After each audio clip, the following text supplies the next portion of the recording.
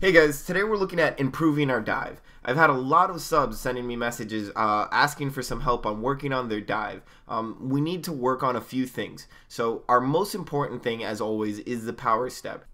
You want to have 3 sets of triangle cones. The cones on the outside are where your feet should be going. As you see, you want to be parallel with the cones on every single power step. You're always taking your step forward. This doesn't have to be done quickly. It's all done in time and correctly. So you want to be working on your power step forward. Then we have the drill evolve a little bit. We open up the last 2 triangles for a normal dive, but leave the first one for the normal step forward and hand save. On the other 2 sets that you're diving, you want to dive to both sides, and you want to make sure that the ball and your hands are reaching the cone. You want to try to push the ball past that cone. We're always practicing diving forwards. If you see this angle, the ball is going forwards and your body is going forwards. So if you do get a soft hand on the ball or a good pair of hands on the ball and it's a good shot that goes through your hands, you're still going to get it around the post for a corner. That's the main idea of diving forwards. It's always diving to protect your goal in the best angle.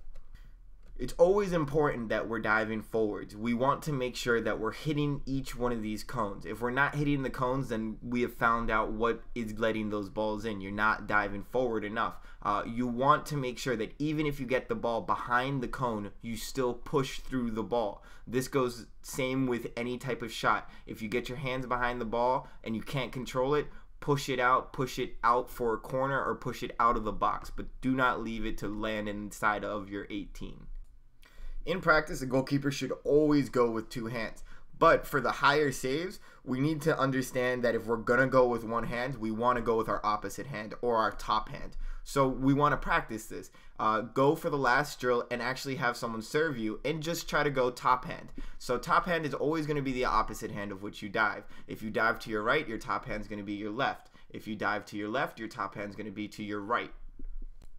But you should never fall into the habit of only making one-handed saves. The correct save will always be 2 hands behind the soccer ball. 2 hands will be safer, 2 hands will give you better momentum and a much better dive. It gives your whole body the movement towards the ball. So always when you're in practice, make sure that you spend and try to catch every single ball with 2 hands.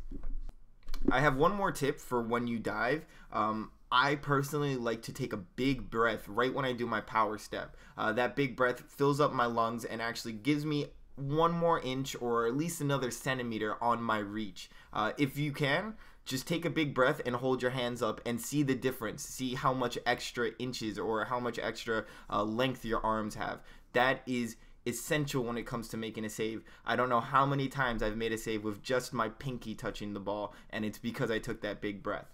Hey guys, thank you so much for watching the video. I hope it helps out on your dives, and if you haven't already, subscribe, and if you like the video, don't forget to click like. Again guys, thank you so much. Don't forget to check out Alberto Ruiz Soccer, and I'll see you guys again next week.